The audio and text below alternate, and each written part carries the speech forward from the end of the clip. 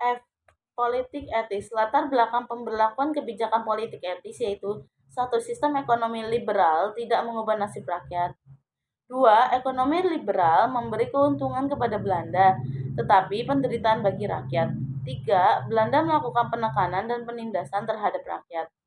Empat, rakyat banyak yang kehilangan tanahnya. Lima, adanya kritikan keras di negeri Belanda terhadap praktik kolonial Belanda. Adapun isi kebijakan politik etis terkenal dengan nama Tries van de Venter, yang terdiri atas satu, irigasi atau pengairan, dua, emigrasi atau perpindahan penduduk, dan tiga, edukasi atau pendidikan.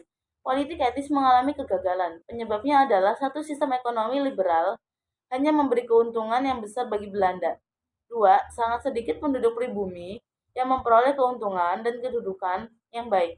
Tiga, pegawai negeri golongan pribumi hanya dijadikan alat. Politik etis dilaksanakan pada tahun 1900 sampai 1914, mulai menunjukkan kegagalan. Hal ini disebabkan faktor-faktor berikut ini. Satu, terjadinya pandangan-pandangan yang berbeda di kalangan Belanda sehingga para pelaksana politik etis, seperti para gubernur jenderal, mulai ragu-ragu dan tidak berani secara tegas dalam menjalankan politik kolonialnya di atas Indonesia.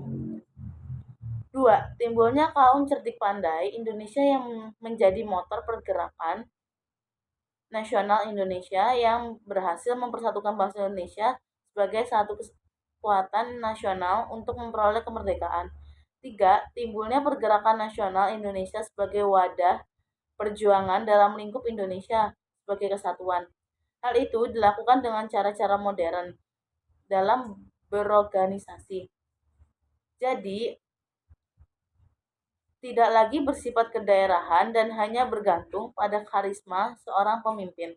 Empat, timbulnya Perang Dunia I yang banyak mengubah kebijakan dunia, khususnya mengenai hubungan negara penjajah dan negara terjajah.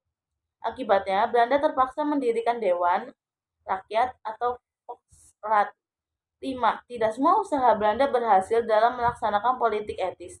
Misalnya, makin kuat mengalirnya penduduk dari luar Jakarta dari luar Jawa ke Jawa guna memperoleh pendidikan yang lebih tinggi, bertentangan dengan emigrasi yang sedang dilakukan pemerintah Belanda. Akibatnya, muncul kegelisahan sosial yang meletus dalam wujud pemberontakan petani yang terjadi di A. Jambi, B. Cimareme, dan C. Toli-Toli.